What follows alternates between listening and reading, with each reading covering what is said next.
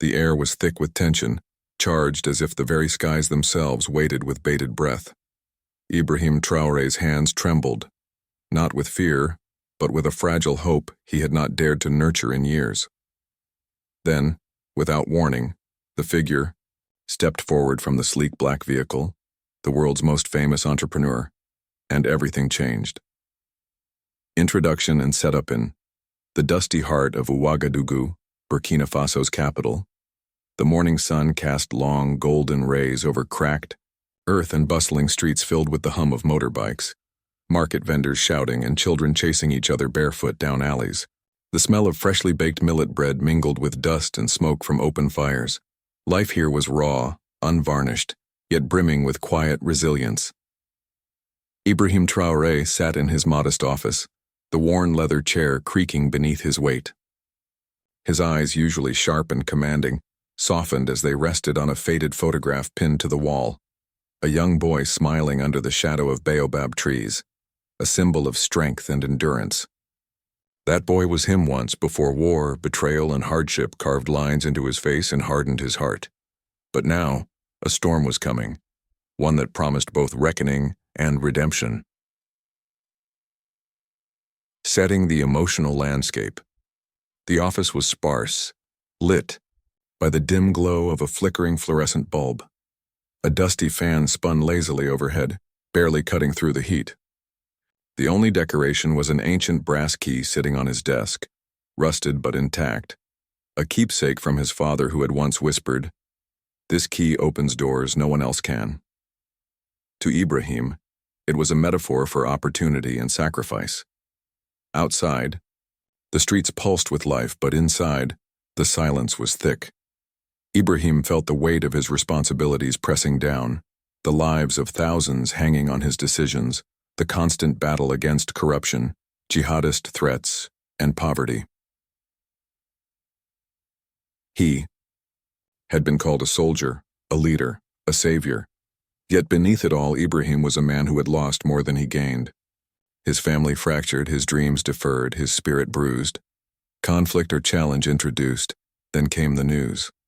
A foreign delegation was arriving, led by none other than Elon Musk, the enigmatic billionaire known for reshaping industries, pushing humanity toward the stars, and yet rumored to have a deeply compassionate side hidden beneath his relentless ambition. Ibrahim was skeptical. What could a man like Elon understand about a country mired in struggle, where clean water was a luxury and electricity a fleeting dream? When the sleek black car pulled up in front of the presidential compound, Ibrahim's guard was up.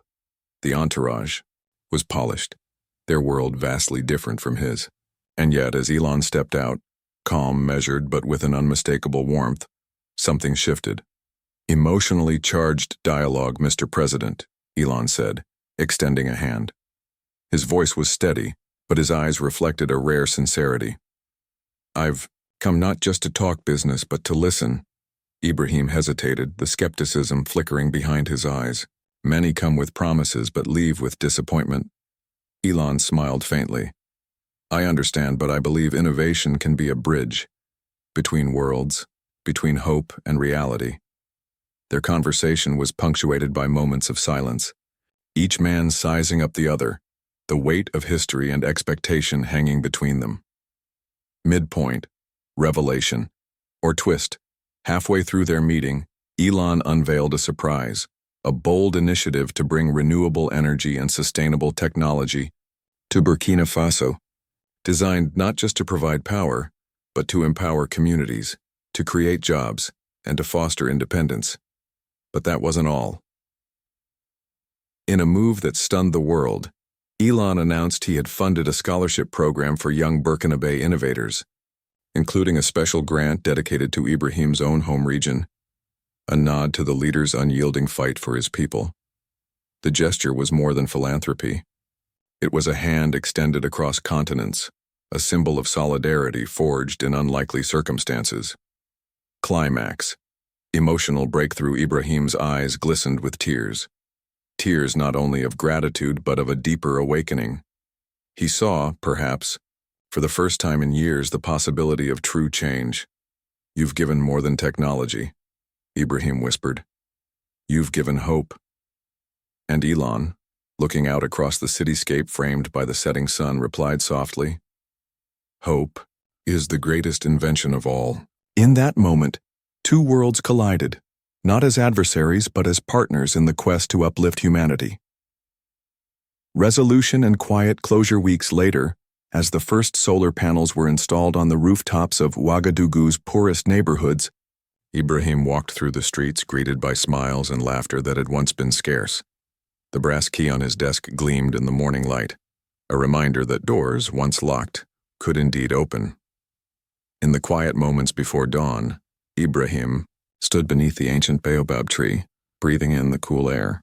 The journey ahead was still long, but the road was illuminated now by a new light, a light born of unexpected kindness and shared dreams. Call to action. If this story touched your heart, consider subscribing for more inspiring tales of hope, healing, and unexpected kindness. Hit the like button and share this with someone who needs it today.